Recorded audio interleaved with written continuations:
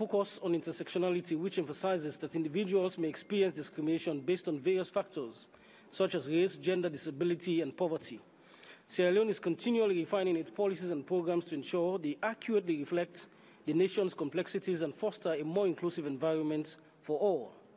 Through our radical inclusion policy in education, we are helping girls, children with disabilities, and other vulnerable groups access equal opportunities. We also share the SR's concerns about the glorification of Nazism, hate speech, and attacks on racial and religious minorities. Sierra Leone condemns all forms of racial and religious hatred and remains committed to promoting peace, tolerance, and inclusion. As a post-conflict country, we understand the dangers of identity-based violence and work hard to prevent it through education and community dialogue. We recognize that implementing intersectional approaches and countering hate are ongoing challenges, especially for developing countries. We call for stronger international support and cooperation to build necessary institutions and capacity, and I thank you, Madam Vice President. Muchísimas gracias. Thank you very much indeed. And I give the floor to the plurinational state of Bolivia. Please go ahead. Thank you, Madam Vice President.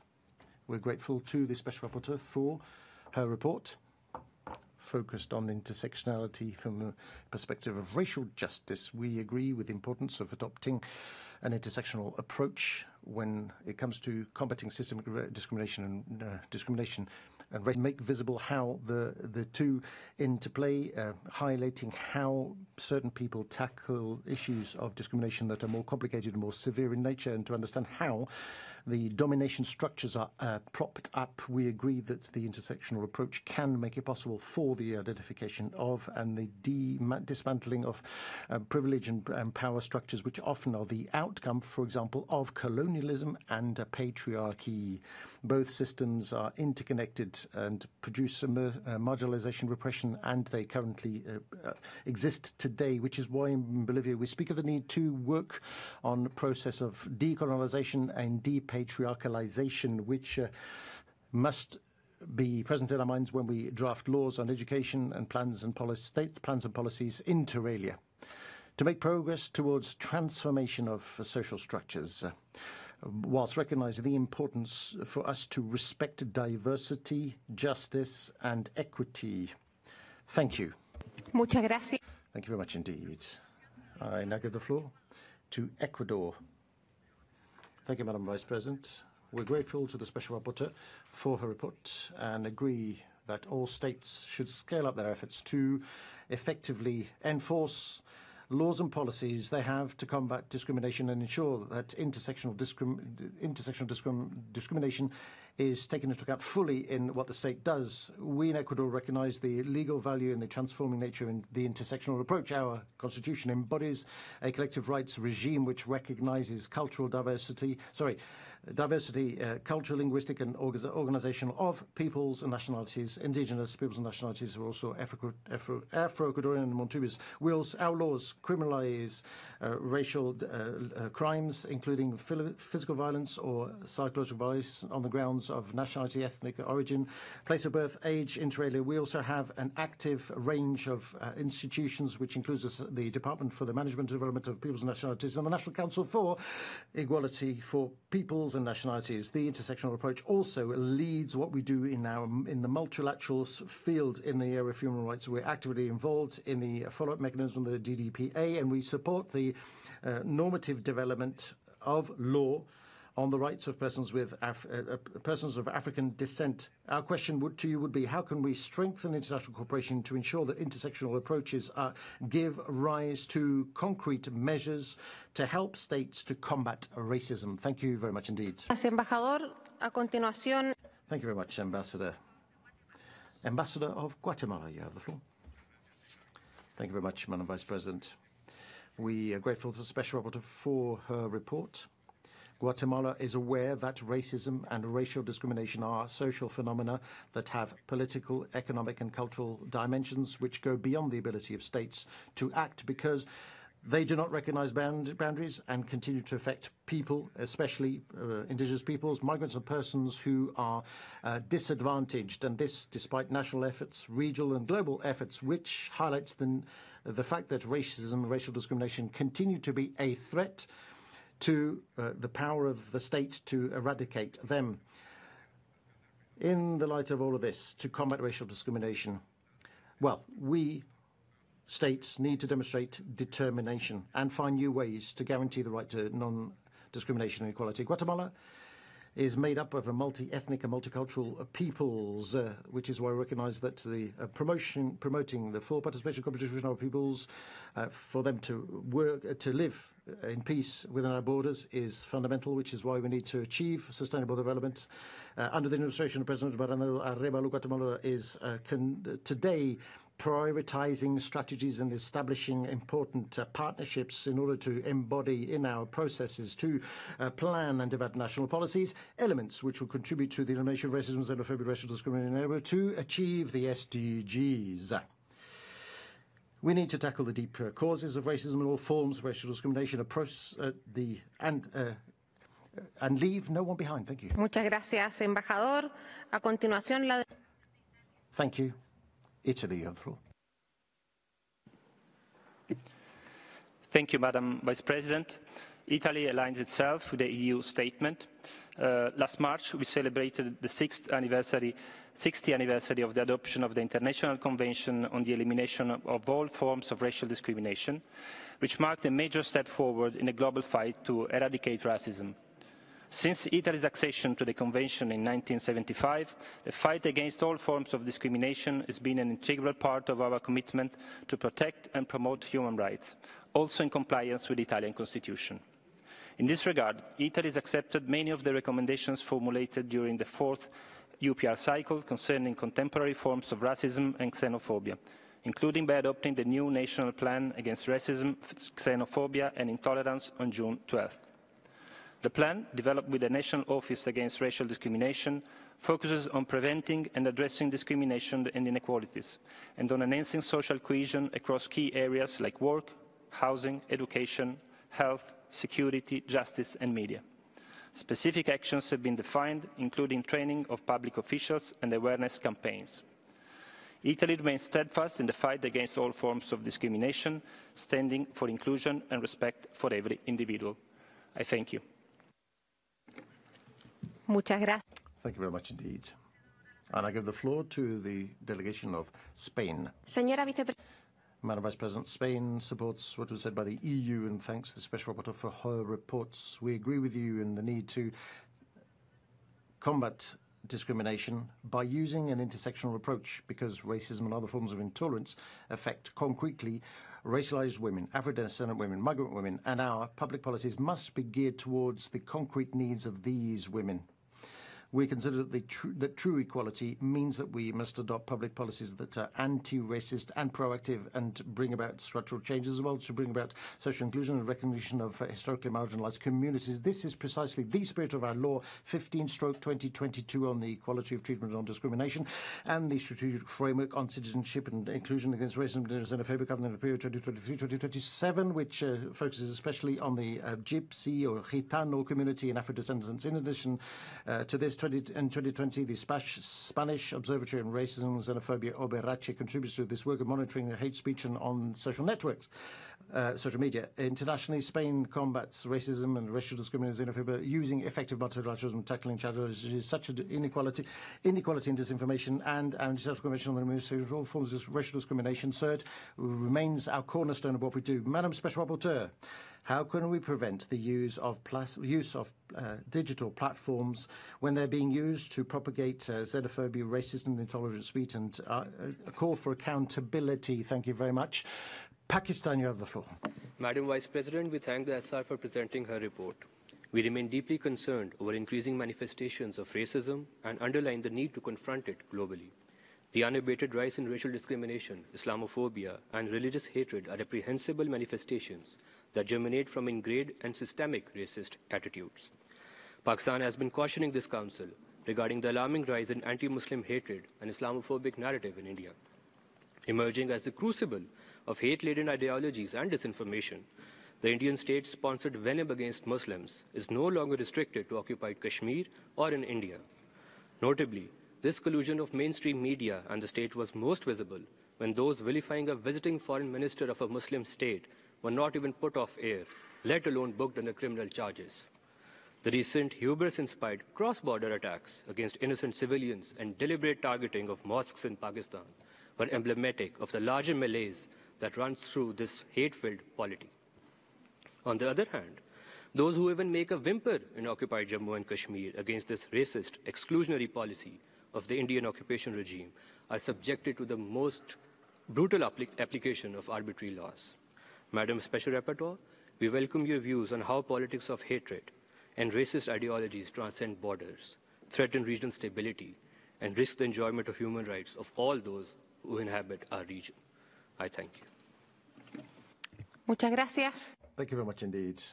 I now give the floor to the delegation of Cameroon. Merci, Madame. Thank you, Madam President. Cameroon aligns itself with the statement made by Ghana on behalf of the African Group. My delegation thanks the Special Rapporteur for her report, focused on the glorification of Nazism, neo-Nazism and other forms of extremism which promote racism, xenophobia and intolerance. We confirm the principle of equality and mutual respect. We firmly condemn all manifestations of racism, doctrines based on hatred. We welcome the structured approach adopted in the report, which focuses on persons who are vulnerable of multiple forms of discrimination, in particular women and ethnic and religious minorities. Cameron calls upon us all to strengthen education in history, in particular for young people, and to use digital platforms and the opportunities offered by them. In this spirit, we encourage international cooperation, which is bolstered to combat all forms of racism and to prevent ideologies which promote hatred. Thank you. Muchísimas gracias. Thank you very much indeed. And I give the floor to the delegation of Namibia. Madam Vice President, Namibia aligns itself with the statement of the Africa Group. Namibia welcomes the report of the Special Rapporteur and agrees that neo-Nazism and related racism, xenophobia and intolerance are complex, multifaceted and pervasive. Unfortunately, since commemoration of the 60th anniversary of the ICED, millions of people around the world continue to suffer from severe forms of racism, xenophobia and related intolerance. Madam Vice President, racial discrimination is prohibited in Namibia. Specifically, the Racial Discrimination Prohibition Act and Article 23 of the Namibian Constitution prohibits all acts and practices of racial discrimination and apartheid. Namibia strongly condemns the racial injustices and racially motivated violence being perpetuated against people of African descent worldwide. To conclude, Namibia takes note of the submissions that the Special Rapporteur received from states and other stakeholders and supports the recommendations reflected in the report. I thank you, Madam Vice President. Muchísimas gracias. Thank you very much indeed. I therefore would now give the floor to Eritrea. Thank you, Madam Vice President. We thank the Special Rapporteur and take note of her report. We always welcome this dialogue, but we believe it is imperative that we hold frank discussions. These conversations, year after year, often sound the same. We denounce racism, discrimination, and all forms of intolerance. We reaffirm our commitments, and yet we have very little to show for it. We live in a time when we are witnessing attempts to eliminate entire populations.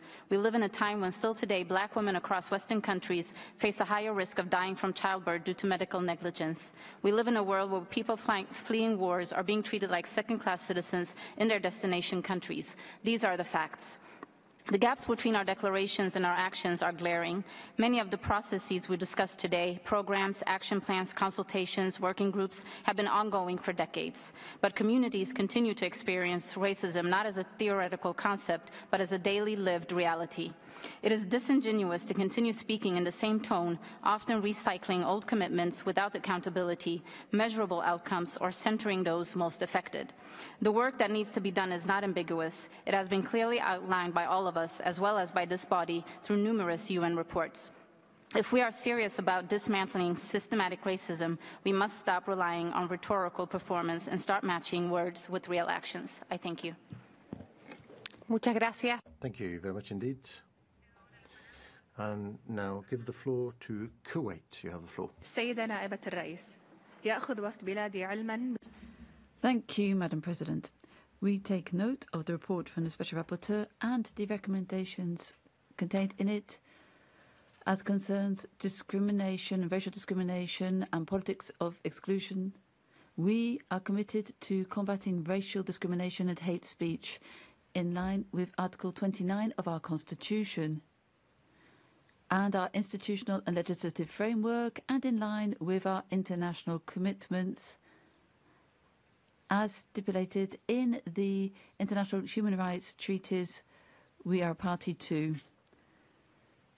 As is mentioned in the report, we are seeing an increase in systemic racial discrimination against the Palestinian people within the occupied Palestinian territory and outside this. There's targeting of those who defend their rights, and including those who are in solidarity with the Palestinian people, are sometimes characterized as propagating hate speech. So our question is as follows: what are the mechanisms which could be activated by this Council to guarantee effective protection of persons whose rights are violated, and to make sure there's accountability for those who use legal or political means to quieten them and to keep them silent and to criminalize solidarity? Thank you. Gracias. Thank you. I now give the floor to the distinguished Ambassador of Albania. Thank you, Madam Vice President. Albania thanks the Special Rapporteur for her report. We note with concern a global increase in cases of discrimination, intolerance and violence motivated by Islamophobia, anti-Semitism and Christianophobia, which directly affect the enjoyment of human rights and threaten religious harmony and coexistence. We welcome the Special Rapporteur's recommendation, particularly those related to the need to intensify awareness-raising and educational efforts, particularly among young people, strengthen mechanisms for regulated online content, and promote tolerance, respect for human rights and diversity. Nationally, we have successfully implemented vigorous policies to prevent and combat all forms and manifestations of racism, xenophobia and intolerance, adopting appropriate legislation, establishing national independent institutions to prevent and combat this phenomenon. In concrete terms, the Albanian Commission for Protection Against Discrimination plays a key role in preventing and combating discrimination. We recognise the challenges remain. Albania remains committed to strengthening its legislative framework and institutional mechanism to combat all forms of discrimination. Finally, Albania expresses its commitment to fully cooperate with national, regional and international mechanisms and institutions to build a world free from racism and intolerance. I thank you. Muchas gracias. Thank you very much indeed, Ambassador. And I give the floor to the delegation of Costa Rica. You have the floor. Thank you, Madam Vice President. We thank the Rapporteur for her report and welcome, in particular, her intersectional approach proposed from the perspective of racial justice. My country restates its commitment to the principles of equality and non-discrimination enshrined in international human rights law and highlights efforts made to guarantee equitable access to rights by our peoples, namely Afro-descendants, indigenous and migrant peoples. We have currently been organizing information workshops on the development of national strategy for a society free of racism, racial discrimination, and xenophobia, whose purpose is to communicate the path to follow after the conclusion of our national policy for a society free of racism, racial discrimination, and xenophobia 2014-2025, which has led to our national strategy, which will update a number of the aspects of the general guidelines, management models and assessment of the existing policies. Thus, we are seeking to ensure that what the state does is cross-cutting as it seeks to combat racism and racial discrimination by promoting the realization of human rights for all our peoples and using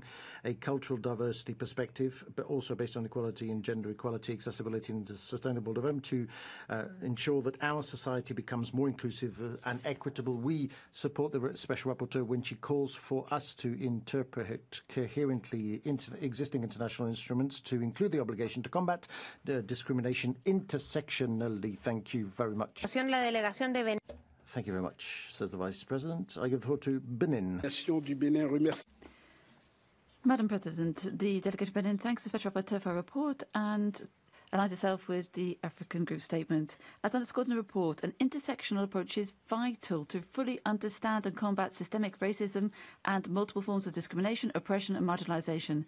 In Benin, we have rich cultural and ethnic diversity, and our constitution guarantees equality before the law for all, with no distinction to origin, race, and so on, and it recognises the same rights for foreigners resident in our territory. And in this spirit, we adopted in 2024 a law recognising the citizenship of Benin for Afro-descendants. And as a party to different international instruments to combat racial discrimination, including ICERD, we had the pleasure of presenting our initial report in August 2022. We renew our commitment to the DDPA. Thank you. Muchísimas gracias. Thank you very much indeed. I recognize the delegation of Kenya.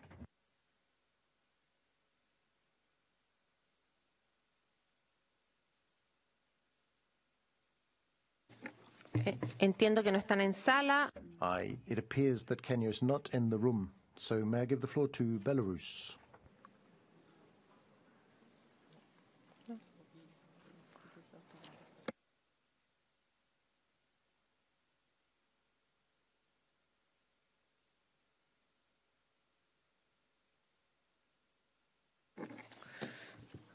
Este fue entonces el último. This was the last speaker we could accommodate. We now move on to our national human rights institutions speakers and NGOs also. In this connection, I first give the floor for a joint statement to the World Jewish Congress. Please go ahead. Madam President, the World Jewish Congress addresses this Council with deep concern. Anti-Semitism has surged alarmingly since October 7, 2023, manifesting in increasingly visible and violent ways across many societies. Synagogues have been attacked. Jewish children are not longer safe in Jewish schools. Hatred against members of our community is too often excused as a political expression. It is not. It is vile anti-Semitism. We have consistently brought this to your attention in the hope of galvanizing meaningful and unified action. An urgent and coordinated response is needed now. Let us be clear. Anti-Semitism is not activism. It is hatred, pure and simple. It threatens Jewish communities and undermines the foundations of democracy and human rights. We must also reject any attempt to suggest that the atrocities of October 7th require context. There is no context, none whatsoever, that excuses the massacre of civilians that has been done to women and children or the execution of youth at a music festival. These were acts of terror. Framing them otherwise betrays this Council's moral responsibility and purpose. The safety and dignity of Jewish communities is not negotiable. They must be defended through the uncompromising prosecution of hate crimes, the credible rejection of all forms of anti-Semitism, and a firm stance against those who glorify anti-Jewish violence. Thank you. Muchas gracias. Thank you very much. International Dalit Solidarity Network is next. Thank you, Chair. The International Dalit Solidarity Networks thanks the Special Rapporteur for her report and for highlighting the tripartite marginalization of caste, gender and poverty in South Asia.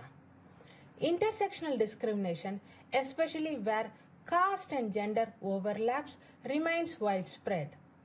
Factors like economic status, disability, religion, and sexual orientation further deepen exclusion, limiting access to rights and opportunities. An intersectional approach is essential to address systemic caste-based discrimination. However, we are concerned that both the UN and the caste-affected states are not giving this issue the attention it demands.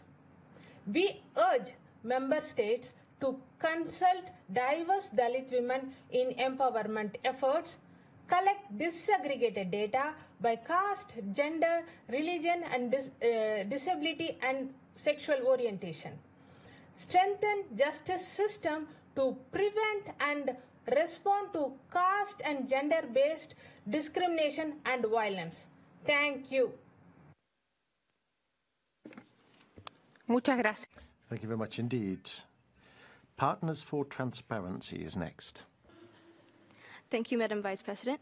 Partners for Transparency thanks the Special Rapporteur for her report and work and expresses its deep concern about the alarming rise of racist and neo-Nazi movements, which pose a direct threat to peace and social cohesion in many countries, particularly Western ones. Recent trends indicate that the internet and social media platforms are becoming central tools for spreading racist propaganda and hate speech. Facebook announced that it removes approximately 66,000 hateful posts per week. Furthermore, recent years have witnessed the increasing penetration of racist ideas into official political discourse, with political leaders in Sweden and the US calling for exclusionary policies against refugees and migrants, practices that fuel institutional discrimination. Neo-Nazi groups have also become more organized and bolder, particularly in the US, where the public marches have been held, featuring Nazi symbols and racist slogans, a clear indication of the rise of this extremist movement.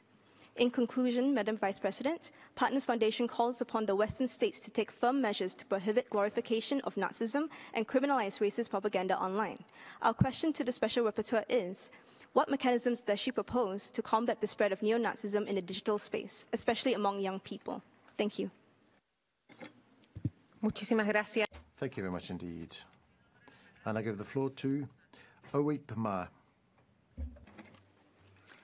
Madam Vice President, the Special Rapporteur's report on contemporary racism and discrimination highlights the urgent need to combat all forms of intolerance. Racism and related intolerance fuel conflicts worldwide with devastating humanitarian impacts. In Sudan, violence driven by extremist groups, including the Muslim Brotherhood, has displaced over 13 million people and caused widespread famine. On May 22nd, the U.S. State Department reported Sudan's use of chemical weapons, violating the Chemical Weapons Convention. OIPMA calls on Sudan to seize all chemical weapons and use comply with international obligations. We urge this Council to support accountability through OPCW investigations and the ICC, while advancing peace initiatives to end Sudan's suffering. Aligned with the UN's mission to protect future generations from war, OIPMA proposes an international decade of tolerance from 2025 to 2035. This initiative seeks to eradicate intolerance, hatred, and extremism, foster peace, and promote empathy, education, inclusion, and intercultural dialogue, especially in LDCs. Tolerance must become a daily practice across policies, education, and communities. Only sustained collective action can build a future of peace, dignity, and respect. Thank you, Madam Vice President. Muchas gracias. Thank you very much indeed. Consejo Indigenista Misionario, you have the floor. CIMI. Señora Relatora. Madam Rapporteur, your report about the visit to Brazil exposes the ongoing existence of racism against indigenous people, and which is worse, it's gone on for a long time, have an impact on all the indigenous people there. After their historic victory in the Supreme Court in 2023, have seen how their rights have been violated by Congress through Law 14701. There's now a conciliation tribunal created by the Supreme Court, and also that has frustrated the rights. The companies are putting pressure to carry out mining.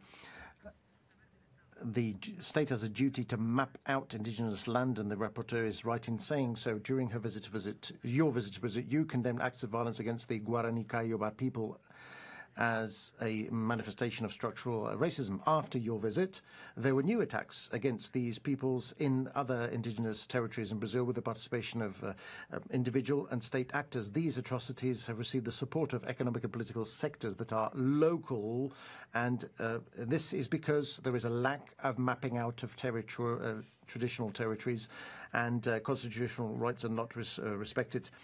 Brazil will be hosting COP30, but the environmental racism of Brazil has left an indelible mark.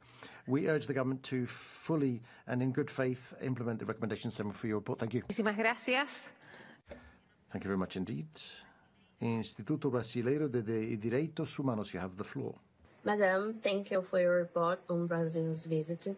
The Brazilian government recognized that racism is systemic and has established important programs and enacted legislation to prevent and address racial discrimination. However, the justice system remains selective, and the public security follows a rather punitive approach, perpetuating systemic racism.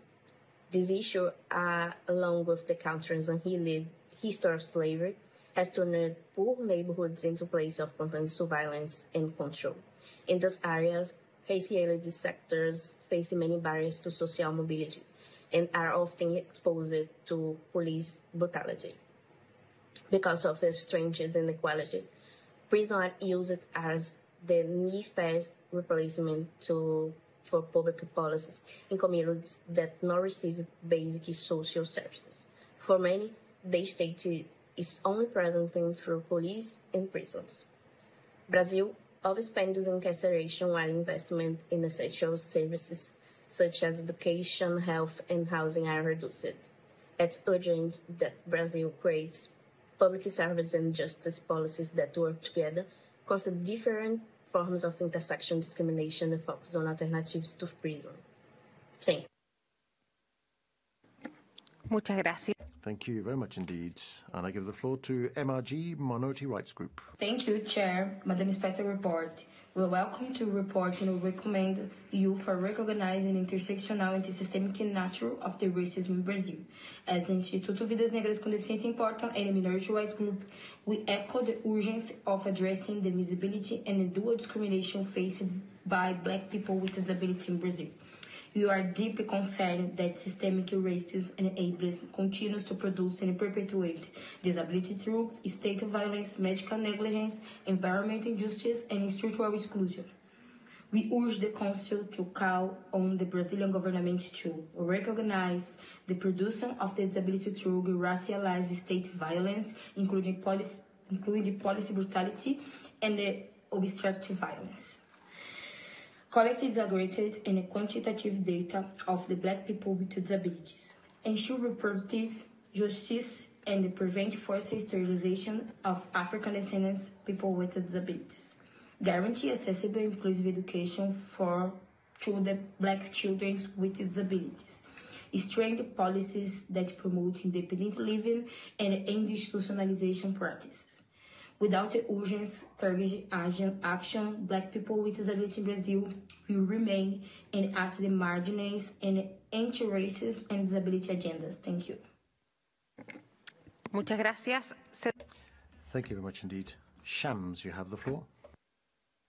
Madam Special Rapporteur, Shams expresses its deep concern over Israel's persistent and systematic racial discrimination and apartheid policies against the Palestinian people in clear violation of international human rights law and international humanitarian law, including the International Convention on the Elimination of All Forms of Racial Discrimination. For decades, Palestinians have been subjected to a system of apartheid, segregation, and racial discrimination manifested in discriminatory laws, policies, and practices that permeate every aspect of daily life. This includes the illegal construction and expansion of settlements, the forced displacement of Palestinian communities, restrictions on movement, arbitrary arrests, home demolitions, and the denial of basic rights solely based on national and ethnic identity. The dual legal system enforced in the occupied Palestinian territory, whereby Israeli settlers enjoy full rights under Israeli civil law, while Palestinians are subjected to harsh military rule, is a stark embodiment of racial discrimination. We urge your mandate to address the entrenched system of racial discrimination imposed on Palestinians and call on the international community to uphold its legal obligations. Immediate protection, equal rights, and accountability for Israel's apartheid and discriminatory policies are urgently needed. Thank you. Muchas gracias. Thank you very much. And I give the floor to CSI, Christian Solidarity International. Madam Vice President, it has been nearly 22 months since Azerbaijan expelled 120,000 ethnic Armenians from their homeland in Nagorno-Karabakh during September 2023.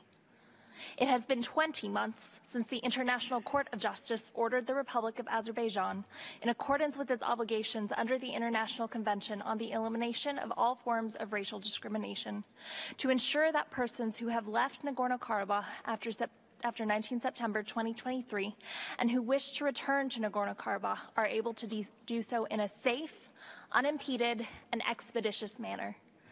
The court also ordered Azerbaijan to protect and preserve registration, identity, and private property documents and records of the Armenians who fled Nagorno-Karabakh.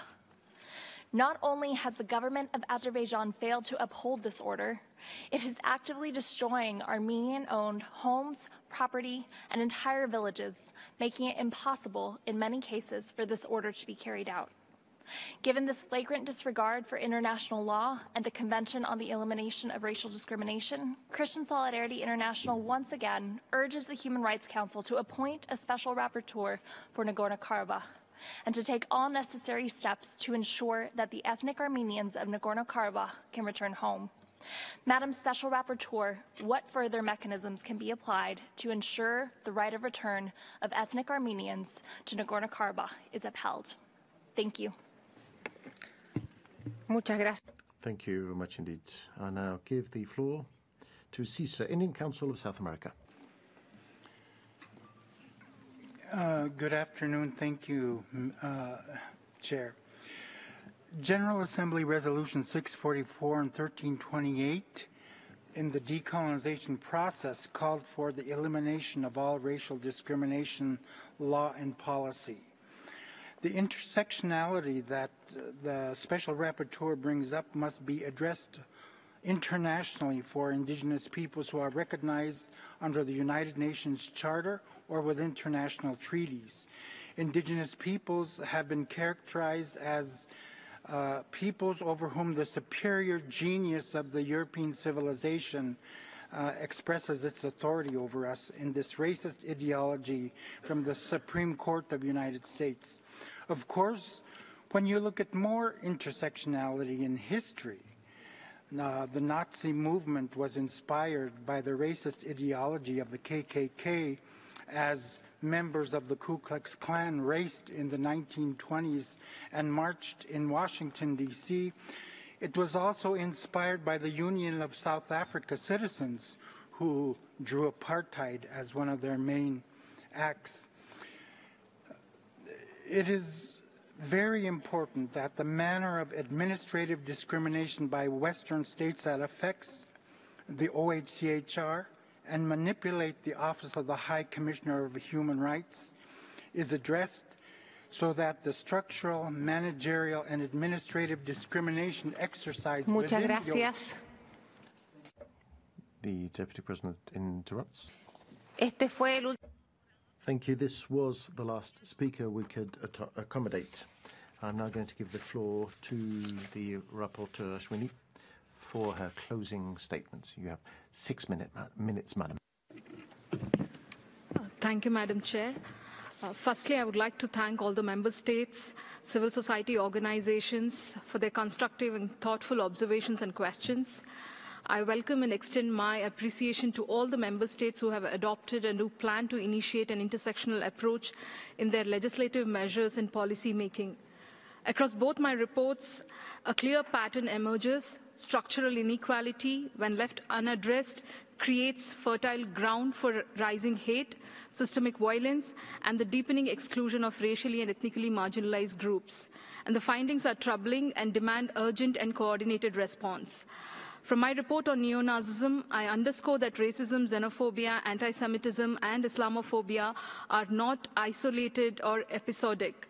They're complex, multifaceted, and increasingly normalized, and stakeholder submissions reveal a marked rise in racially motivated hate crimes, anti-Semitic and anti-Muslim incidents in the recent past, and the mainstreaming of far right-wing ideologies into public discourse and politics.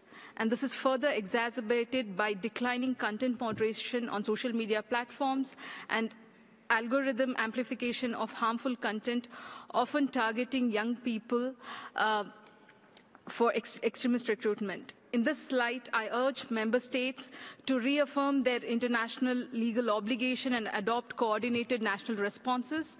And it's highly important for member states to implement comprehensive measures to address hate speech and incitement to racial and religious hatred. And this must be done while protecting the right to freedom of expression, guided by the Rabat Plan of Action and General Recommendation number 35 of the Committee of the Elimination of Racial Discrimination. Most importantly, specific actions is required to regulate online platforms. States must mandate effective content moderation, hold companies accountable for providing a platform for propagating hate, and combat the algorithm spread of racist and neo-Nazi ideologies.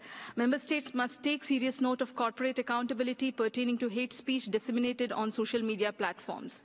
I also call for criminalization of acts that glorify Nazism and incite racial hatred, alongside the adoption of national action plans to combat racism and far-right extremism.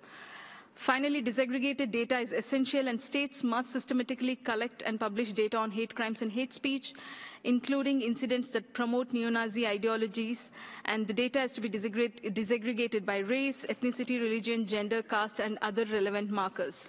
With regards to the comments and questions on best practices to adopt intersectional approach and reparatory justice, and to improve international standards, and tangible actions to be taken for the adoption of intersectional approach, I would like to reiterate that there is a dire need to change the pedagogy and discourse of legislative reforms to develop intersectional approach in policy making. And my report emphasizes that understanding and addressing racism and racial discrimination and other forms of similar discrimination today requires an intersectional approach. And I must say that intersectional approach is not a theoretical preference, it is a legal and empirical necessity.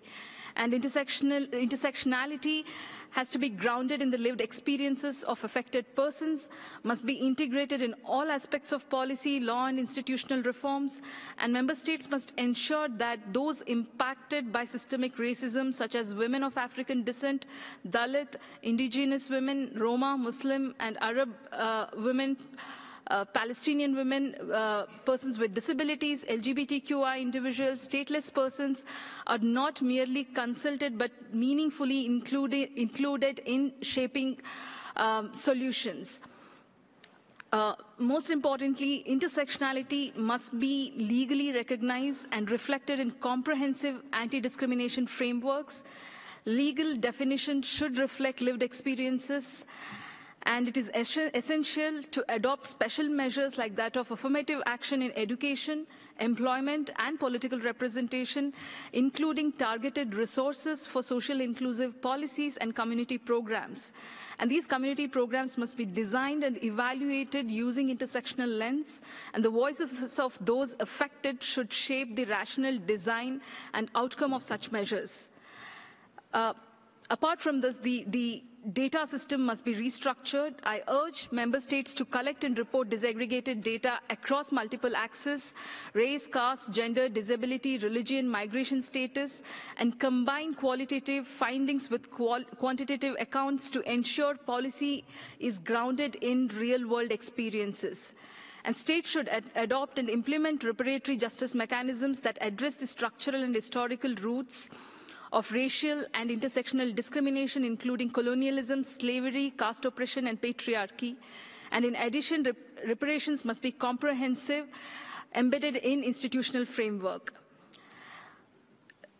I would like to conclude by stating that it is now incumbent upon us to move from acknowledgement to action through law, education, policy, data, and accountability. And the credibility of our international human rights system rests on our commitment to confront the most entrenched, interconnected, systemic forms of inequality. I thank you. Muchas gracias. Thank you very much indeed. This brings us to the end of the interactive dialogue.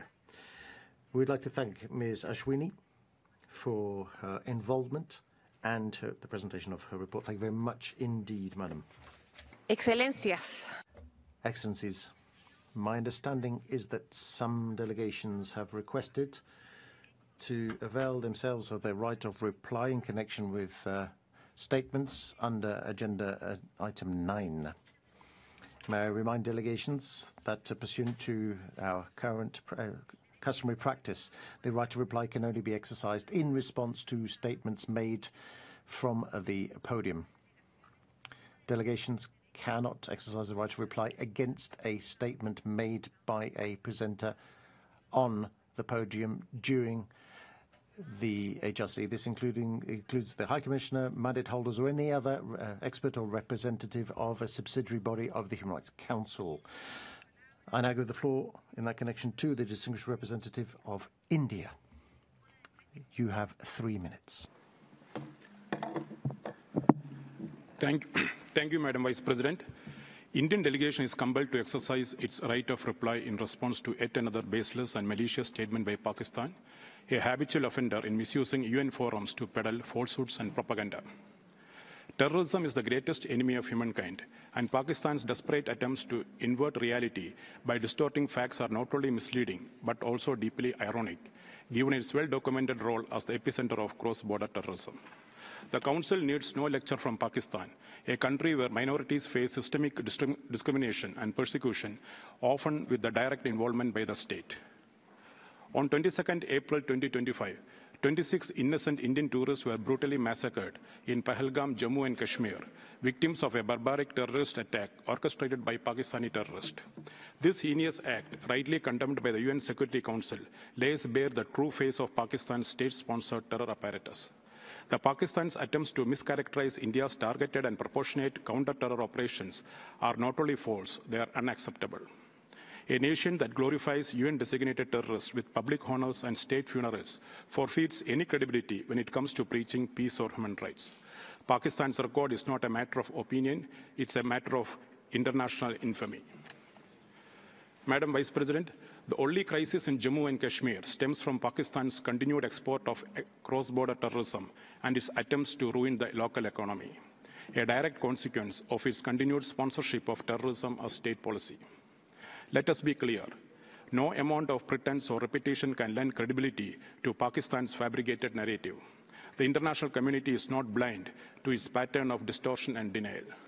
We urge Pakistan to look inward, address the rot of terrorism within its borders, and cease its obsessive and futile attempts to vilify India on the world stage.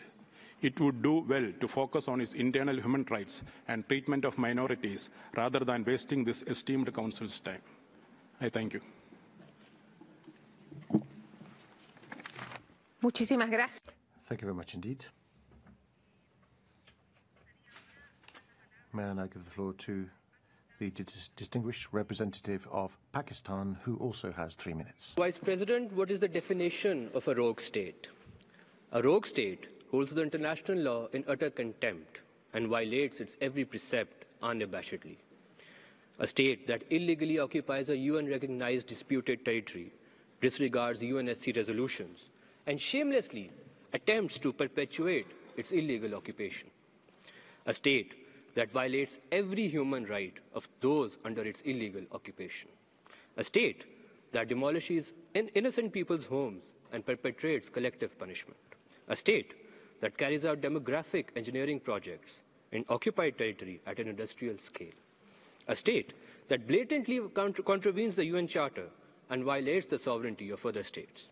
A state that constructs its political edifice on racial, communal, and ethnic hatred and polarization. A state that attacks innocent civilians and violates the international humanitarian law and takes pride in these violations. And a rogue state does everything to evade accountability for its crimes. Madam Vice President, this rogue state is not in the Middle East. It is in South Asia. And sadly, it is our neighbor. India, as a rogue state, gives tough competition to others in quest to surpass them. After launching unprovoked and unjustified cross-border attacks on civilians in Pakistan, it attempted to cut off water and gloated about threatening the well-being of 240 million civilians.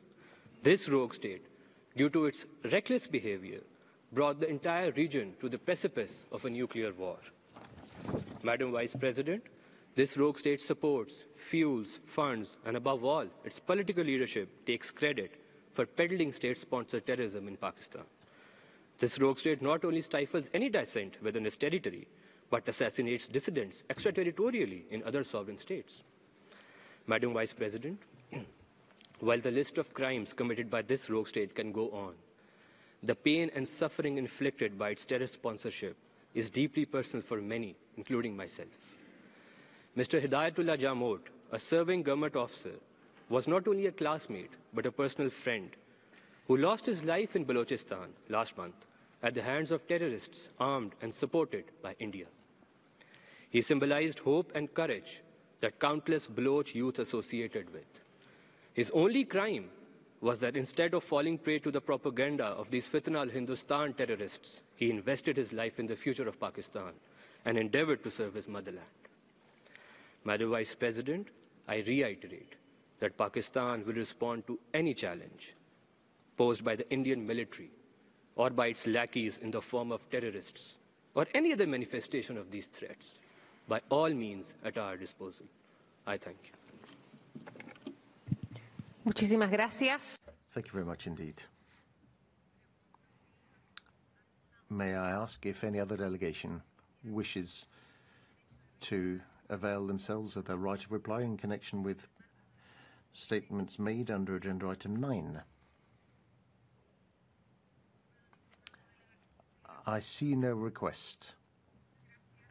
Thank you very much indeed, therefore. So, agenda item 9 is over. We are going to take a very short break before we begin our interactive dialogue on the oral update of the High Commissioner on Ukraine and the interim report of the Secretary General on Crimea. Thank you very much.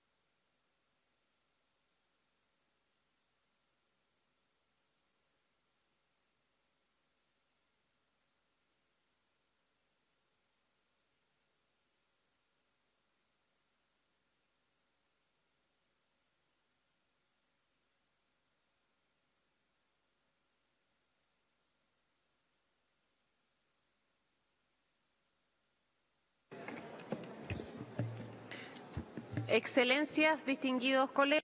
Excellencies, distinguished colleagues, I call to order agenda item 10, technical assistance and capacity building. Agenda item 10. We shall now start with our interactive dialogue on the oral update of the High Commissioner on the conclusions contained in the periodic report of the OHCHR on the human rights situation in Ukraine, pursuant to the provisions of Resolution 53/30 of the Human Rights Council, and on the interim report of the Secretary General on the human rights situation in Ukraine's temporary occupied territories, including the Autonomous Republic of Crimea and the town of Sebastopol, pursuant to the content of Resolution 79/184 of the General Assembly. The list of speakers will close in 15 minutes. It's an honor for me now to extend a warm welcome to and give the floor to Ms. Ilse Brands-Keris, Deputy Secretary General of the United Nations for Human Rights. Assistant Secretary General, you have the floor. Thank you, Madam Vice President, Excellencies, distinguished delegates. Since the office briefed this Council last March, ceasefire talks have stalled and the fighting has escalated with a serious increase in civilian casualties. Along the front line, Russian armed forces have continued their push to acquire control of further territory. Attacks with short-range drones have killed and injured hundreds of civilians, particularly older people. In April, May and June, nearly 50% more civilians were killed or injured than in the same period in 2024. More than 90% of these casualties were in territory controlled by Ukraine. The trend over the past 2 years is that civilian deaths and injuries have peaked in the summer months. In April, the office documented that some of the missiles that struck cities were equipped with warheads that exploded in the air, scattering fragments across large areas. In some cases, several drones struck the same hospital. In the night of 16th to 17th of June alone, an hours-long attack killed more civilians in Kiev than any other attack in nearly a year. These attacks are instilling terror and anxiety in cities across Ukraine. We call again on the Russian Federation to cease the use of force against Ukraine immediately, in line with United Nations General Assembly resolutions, the United Nations Charter, and other applicable international law, including the binding order on provisional measures of the International Court of Justice. Madam Vice President, there is some positive news. The ceasefire negotiations have facilitated the return of hundreds of prisoners of war, the bodies of deceased soldiers, and some civilian detainees. Families who lived in uncertainty and anxiety for many months or even years finally have some answers about the fate of their loved ones. Soldiers have reunited with their families. The exchanges have allowed many to escape torture, ill treatment, and otherwise inhuman conditions of captivity. From these last rounds of exchanges, our office interviewed more than 117 Ukrainian former prisoners of war. They provided detailed, consistent accounts of torture and cruel, inhuman, or degrading treatment, including sexual violence, in Russian captivity, often corroborated by their injuries and the accounts of other former prisoners. These accounts confirm that torture and ill treatment of Ukrainian prisoners of war continue in numerous detention facilities, patterns that we have repeatedly documented and reported. I reiterate the High Commissioner's call on the Russian authorities to ensure that prisoners of war are treated in accordance with international humanitarian and human rights law. The law is equally binding on the Ukrainian authorities. We continue to interview Russian prisoners in Ukrainian captivity. And although the scale is not comparable, we have documented cases where Ukrainian authorities have used torture and ill treatment in the early stages of captivity in unofficial places of detention. Ukrainian authorities have launched investigations into several of these allegations. Our office calls on them to ensure that these investigations are carried out in line with international standards. Madam Vice President, in addition to presenting our office periodic report on the human rights situation in Ukraine, I also present the United Nations Secretary General's interim report on the occupied territories. Despite repeated requests, the Russian Federation has regrettably not granted our office access to these territories. We have therefore continued our monitoring based on remote methodology. The Russian Federation continues to violate its obligations as an occupying power under international humanitarian law, notably by imposing its legal and governance system in the occupied territory, compelling inhabitants to swear allegiance to it, and transferring protected persons within occupied territory and deporting protected people to the Russian Federation. In the last 6 months, we have also documented an increase in efforts by the Russian Federation to unlawfully expropriate the private property of people who have been displaced, which is also a violation of international humanitarian law. My office is concerned that the Russian authorities have set in train processes that will facilitate expropriations on a large scale in Mariupol. The Russian authorities continue to impose severe restrictions on civic space in the occupied territory, in particular on exercise of freedom of expression. Legitimate criticism of the occupying authorities, disagreement with policies, or even simple expression of sympathy with victims of the war are often met with administrative court proceedings and fines, and in worst-case scenarios, harsh prison sentences. This is irreconcilable with international human rights law. Madam Vice President, at the last session of the Human Rights Council, the High Commissioner called for an end to attacks on civilians and the use of explosive weapons in populated areas. He called for torture and mistreatment of prisoners of war to end, and for the Russian Federation to respect the human rights of people in areas under its occupation. And he emphasized that peace is more imperative than ever. Those calls are even more urgent today. Thank you. Muchísimas gracias. Thank you very much indeed.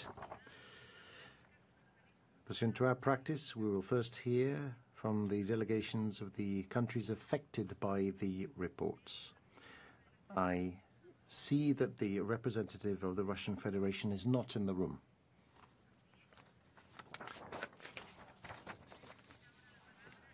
I now, therefore, give the floor to the distinguished representative of Ukraine. Ambassador, you have 5 minutes. Thank you, Madam President. We thank the Assistant Secretary General for her update and commend the work of the UN Human Rights Monitoring Mission in Ukraine. Its evidence-based reporting, produced under the most challenging conditions, is not only a record of truth, but a foundation for future justice. We are deeply grateful for this commitment to exposing the realities of Russia's war against Ukraine. The mission's office is situated in Podil district in Kyiv, in the heart of our capital. Just like all residents of Kyiv, its staff is subjected to daily attacks by drones and ballistic missiles launched by Russian armed forces targeting civilian objects, while with the aim of killing, injuring and terrorizing as many Ukrainians as possible, to wipe the ancient capital of Ukraine off the face of the earth. The latest figures contained in the report are alarming. The overwhelming majority of civilian casualties occurred as a result of Russia's intensified, relentless aerial attacks. While its missiles strike hospitals and playgrounds, Russia continues to falsely claim it targets military infrastructure. This is not warfare, it is terrorism celebrated with impunity.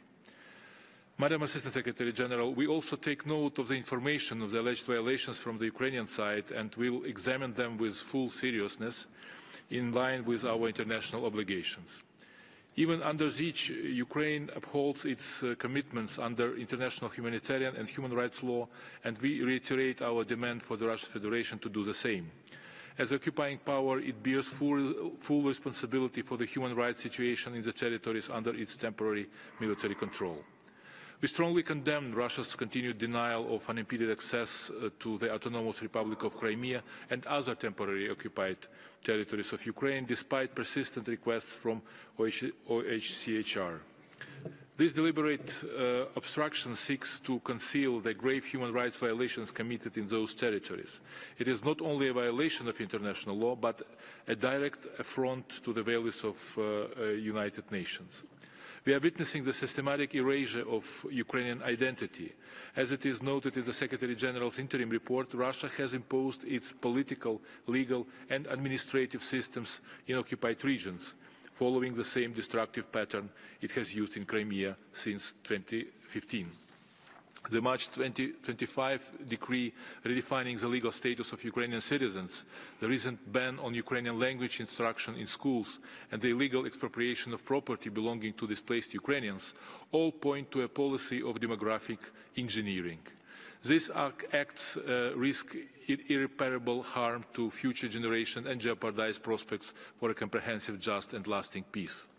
Torture, summary executions, arbitrary detention, sexual violence and enforced disappearances remain defining features of Russia's war. One of the most harrowing recent cases is that of Ukrainian journalist Victoria Roshchina, whose body was returned to Ukraine in February 25, months after her death in Russian captivity, showing signs of torture and mutilation. Victoria had traveled to Zaporizhia to report on the torture of civilians. Instead, she was detained, transferred across the border, and perished in the very system she sought to expose. Distinguished delegates, we must not allow Russia's crimes to be normalized or forgotten. The forcible deportation of children, attacks on civilian infrastructure, torture of prisoners of war, and cultural erasure are not isolated incidents. They are part of a coordinated strategy to destroy the very fabric of the Ukrainian nation. In this regard, we are happy to inform that on June 25 in Strasbourg, President of Ukraine Volodymyr Zelensky and Secretary General of the Council of Europe Alain Berset signed the agreement between Ukraine and the Council of Europe on the establishment of the Special Tribunal for the crime of aggression against Ukraine.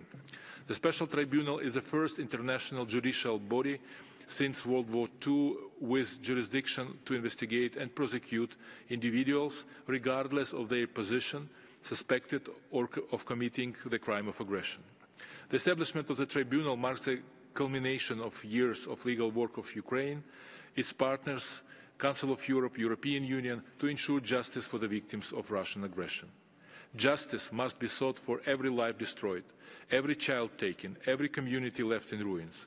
Together, we have the moral duty to ensure that these grave crimes do not go unpunished, and that those responsible are truly held to account. I thank you.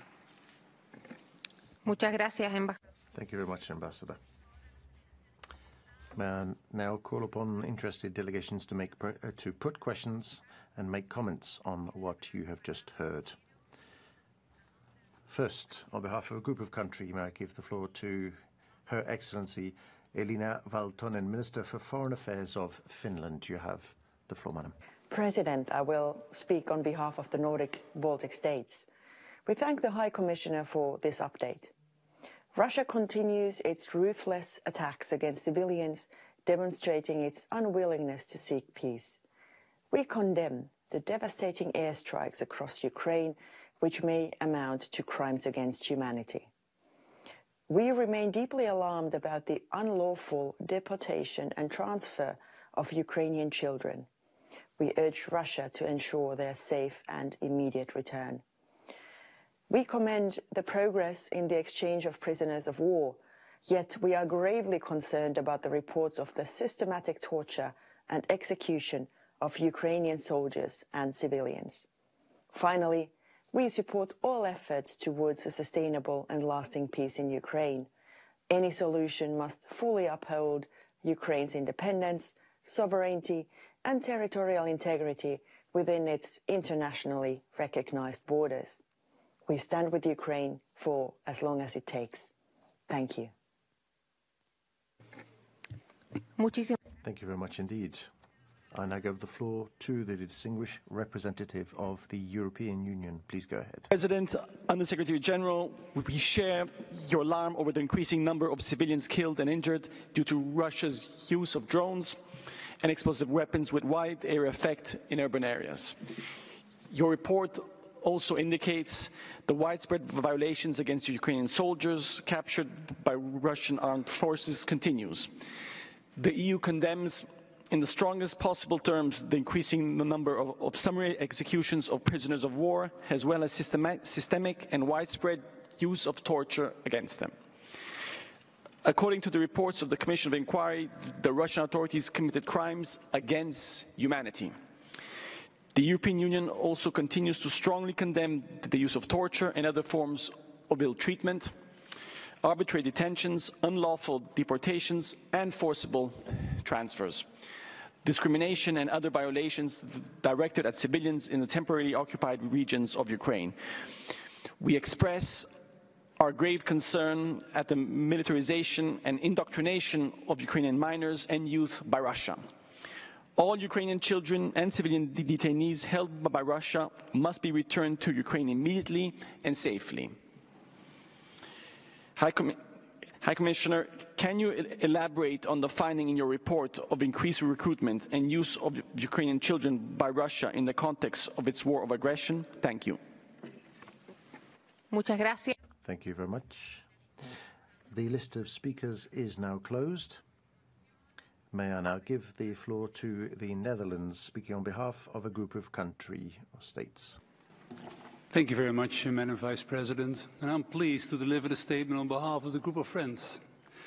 Throughout Russia's war of aggression against Ukraine, OHCHR monitoring mission has continued to document a wide array of violations of international human rights law and international humanitarian law committed by Russian authorities. We just now heard some harrowing examples.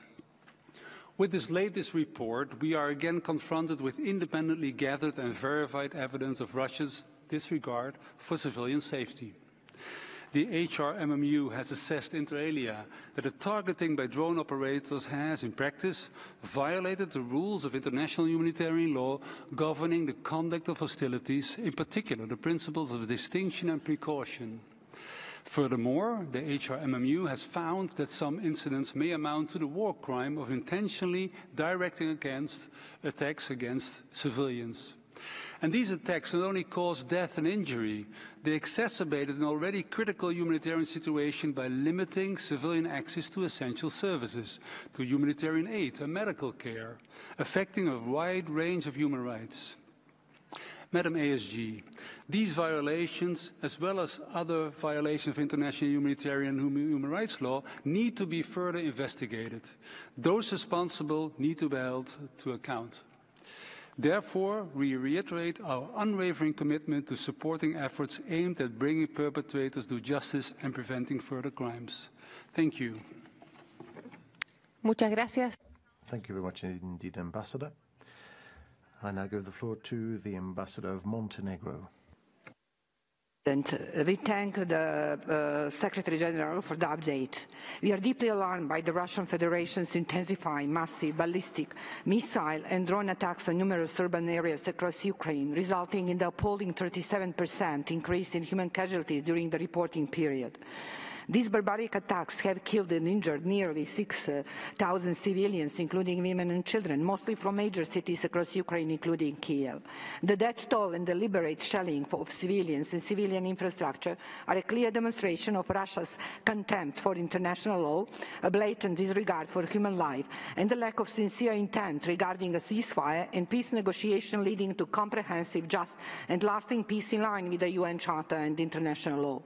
While we welcome the recent exchange of POVs, we point to the report's references to many Ukrainian civilians and POVs in Russian captivity who continue to be subjected to widespread and systematic acts of torture and ill treatment, including sexual violence, and suffering human conditions in violation of international law. We again appeal for the full exchange of POVs and for the immediate release and safe return of all Ukrainian children and other civilians unlawfully deported, forcibly transferred, or arbitrarily detained by Russia. Madam SG, as repeatedly stated, there can be no lasting peace without justice, nor impunity for crimes committed in connection with Russia's war of aggression. The recent progress in establishing a special tribunal for the crime of aggression against Ukraine within the framework of the Council of Europe is a significant step in this regard. Thank you. Muchas gracias. Thank you very much. I now give the floor to the Ambassador of Slovakia. Gracias, Senora Vicepresidenta. Slovakia aligns itself with the EU statement. Madam Assistant Secretary General, thank you for the presentation of the report and the valuable work of the OHCHR in Ukraine. We hear reports about the human rights situation in Ukraine on every Human Rights Council session, but the devastating impact of the Russian aggression doesn't seem to diminish. Despite all the efforts, including direct talks between Russia and Ukraine, the situation shows no sign of de-escalation. Ukrainian critical and civilian infrastructure is even more intensively targeted, and sadly, the number of civilian casualties grows daily. Equally, the level of human rights violations continues and increases. It is unacceptable that accounts of torture, sexual violence, ill treatment of prisoners of war and civilians are present in every report. Justice and accountability are an integral part of any post-conflict and comprehensive peace solution. It is important to hold all the perpetrators accountable. That's also why it is so important to have eyes and ears on the spot. Therefore, we call on Russia to provide the OHCHR an independent international monitoring mechanism with safe and unhindered access to the occupied territory of Ukraine. Madam ASG, let me stress once again that Slovakia is firmly committed and will support further efforts aimed at achieving a comprehensive, just and lasting peace in Ukraine. We reiterate our belief that the solution must be based on the UN Charter and must respect the independence, sovereignty and territorial integrity of Ukraine within its internationally recognized borders. I thank you. Thank you very much. I now give the floor to the delegation of Cyprus. Madam Vice President, Cyprus aligns itself with the EU statement and thanks the Assistant Secretary General for her report. Cyprus condemns Russia's war of aggression against Ukraine and the illegal annexation of Ukrainian territory in violation of the UN Charter and international law. We are deeply alarmed by the steep increase in civilian casualties resulting from the intensification of Russia's military operations. We are appalled by the report's findings detailing Russia's ongoing use of torture and acts of sexual violence committed against Ukrainian civilians and prisoners of war.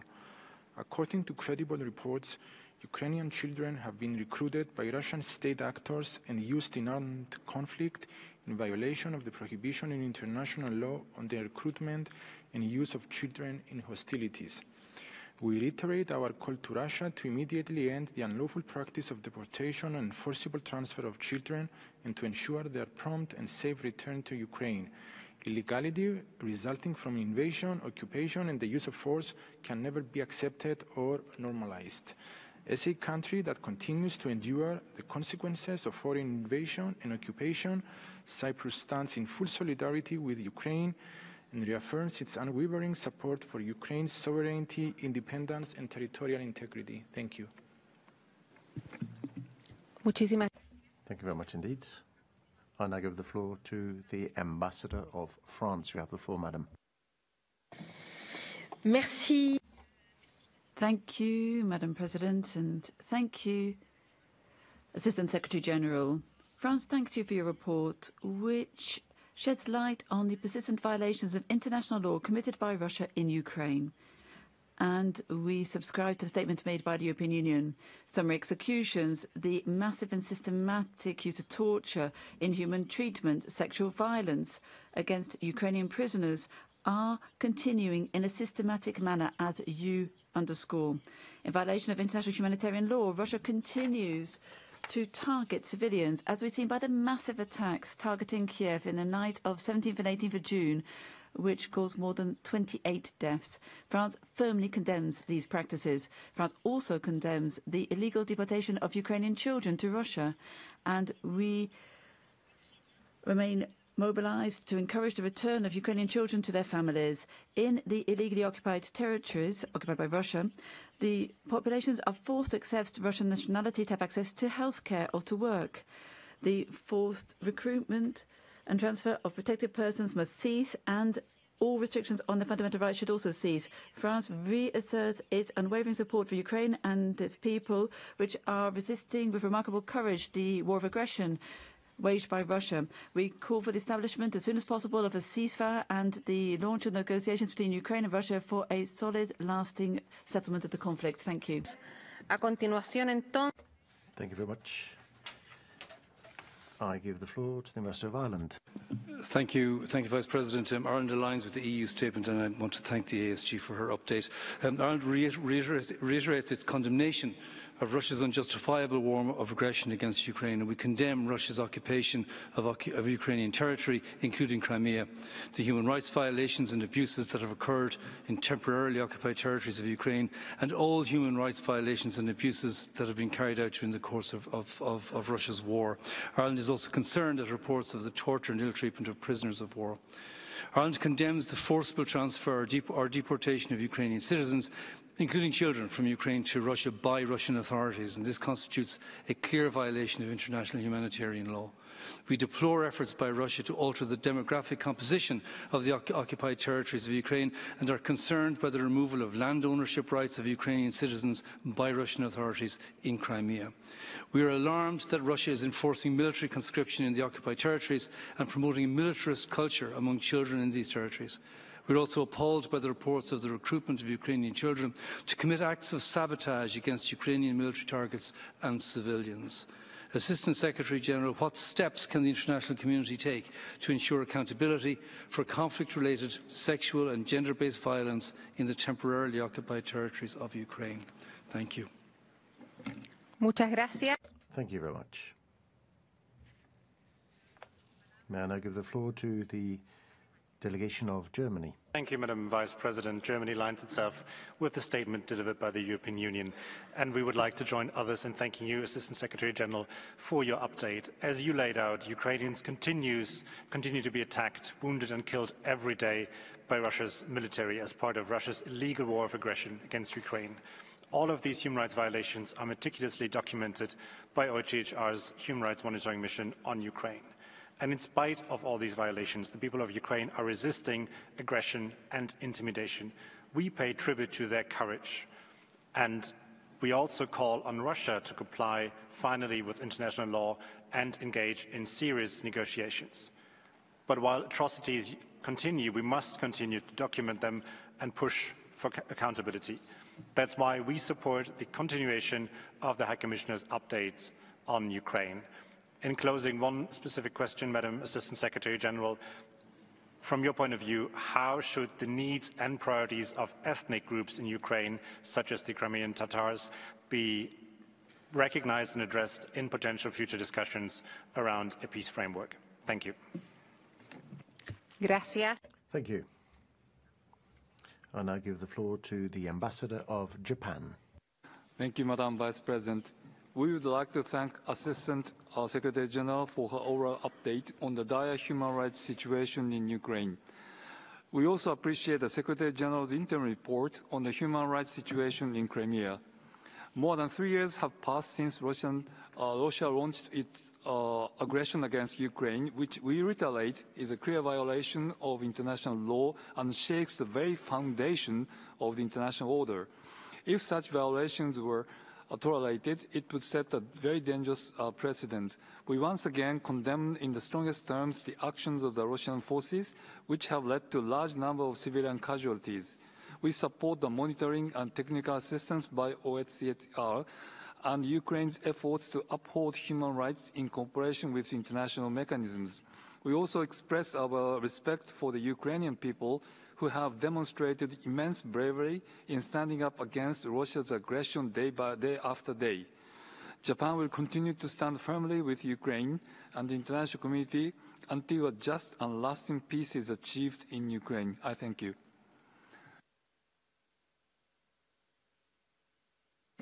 Muchas gracias. Thank you very much indeed, Ambassador. And I give the floor to the delegation of Czechia. Thank you, Madam Vice President. Czechia aligns itself with the EU statement. We appreciate the ASG's update and reaffirm the importance of the Human Rights Monitoring Mission in Ukraine. Documentation of human rights violations remains a crucial part of this technical mandate. Czechia strongly condemns Russia's intensified attacks against civilians in Ukraine, including the use of drones and explosive weapons in residential areas. Deliberate targeting of civilians, including children, constitutes a war crime. We are deeply alarmed by the widespread and systemic torture of Ukrainian prisoners of war by Russian armed forces, including through sexual violence, and the high number of reported summary executions. In the temporarily occupied territories, the rights of Ukrainian citizens are being gravely violated. We are particularly concerned by the forced transfers and conscription of children, which are in clear breach of international humanitarian law.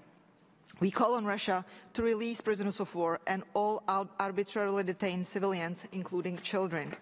We highlight the cases of Halina Dovopola, Irina Danilovic, and Irina Horobtsova, whose courage deserves our recognition and support.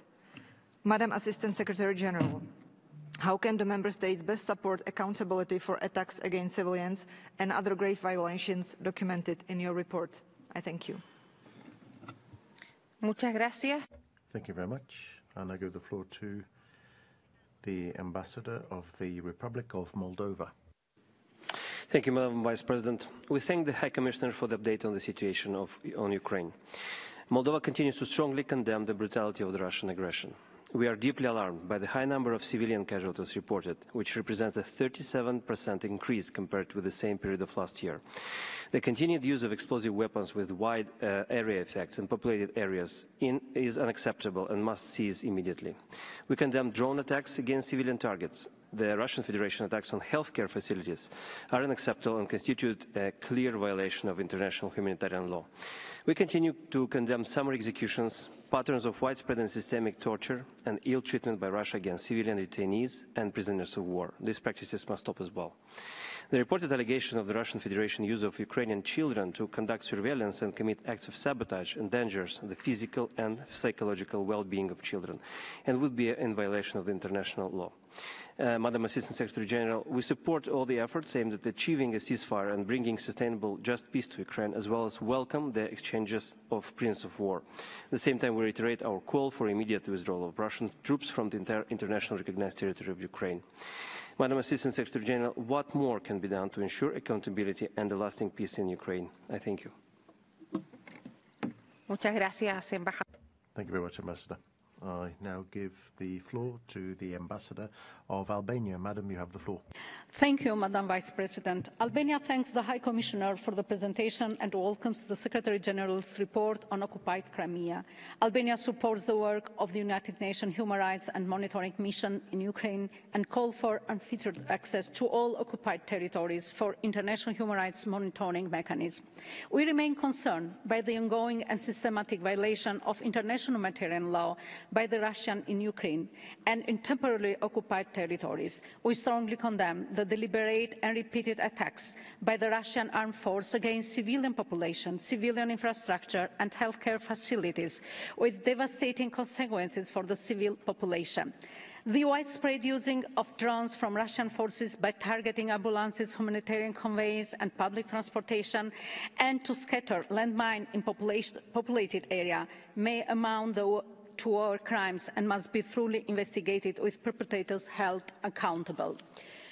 In the temporarily occupied territories, we deplore the continued forced imposition of Russian citizenship, arbitrary detention, torture, sexual violence, and the deportation of Ukrainian children. Albania stands in full solidarity with the people of Ukraine and will continue to support all efforts to ensure justice, accountability, and lasting peace. I thank you. Gracias, Embajador. Thank you, Ambassador. And I give the floor to the delegation of Austria. Thank you, Madam Vice President. Austria aligns with the EU statement, and we thank OHCHR and the ASG for the update and reiterate our full support for the work of the Human Rights Monitoring Mission in Ukraine. We remain gravely concerned about the humanitarian consequences amongst the Ukrainian civilian population. The findings of the report document a 37% increase in civilian casualties, with the vast majority of casualties being the result of military operations by Russian armed forces in Ukrainian territory, including through the use of explosive weapons in urban areas and the increased use of short-range combat drones. Nearly half of all civilian casualties were caused by missiles, loitering munitions, and airdrop bombs in densely populated areas. Austria is alarmed by the devastating impact of the war on Ukrainian children.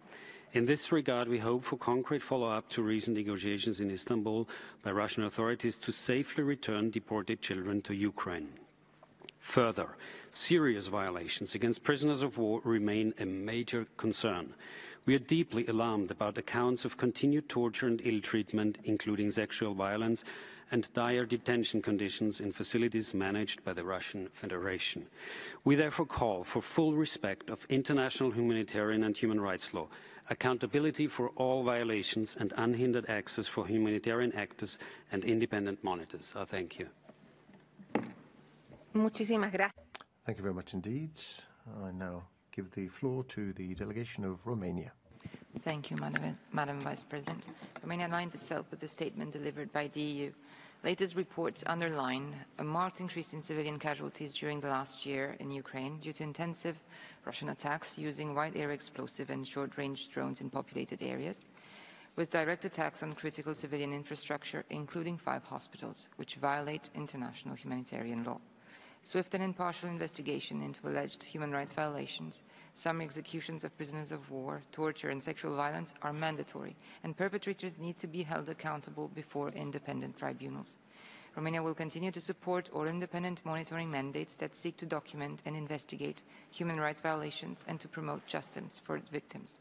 We salute the recent signing of the founding documents for the Council of Europe Special Tribunal for the Crime of Aggression against Ukraine, with the aim of establishing the criminal accountability in the case of those individuals who bear the greatest responsibility for the crime of aggression against Ukraine. We continue to express grave concern over the systematic process of forced Russification in the temporary occupied territories of Ukraine and the ideological coercion of children imposed through the so-called military patriotic Russian education. Distinguished speakers, how do you assess the long-term impact of denying the expression of Ukrainian culture and language in the temporary occupied territories, and what role can the international community play in supporting the preservation of Ukrainian identity under occupation? I thank you. Muchísimas gracias. Thank you very much indeed. May I give the floor now to the Ambassador of Croatia. Thank you, Vice President. Croatia aligns with the EU statement. Unfortunately, Russia continues conducting unlawful attacks with explosive weapons and drones in populated areas of Ukraine. Such attacks cause numerous casualties and a wide-scale destruction of civilian infrastructure, including hospitals, contributing to the unnecessary suffering. We remain deeply concerned about the scale of human rights violations, including the use of children to commit acts of sabotage and arson, and executions of Ukrainian military personnel captured by Russian armed forces. Despite numerous reports of Russia's grave violations of international law, its aggression persists. While Croatia welcomes the recent agreement on the exchange of prisoners of war, which has enabled the return of combatants to their homes, the Russian Federation has yet to show genuine commitment to peace. Croatia continues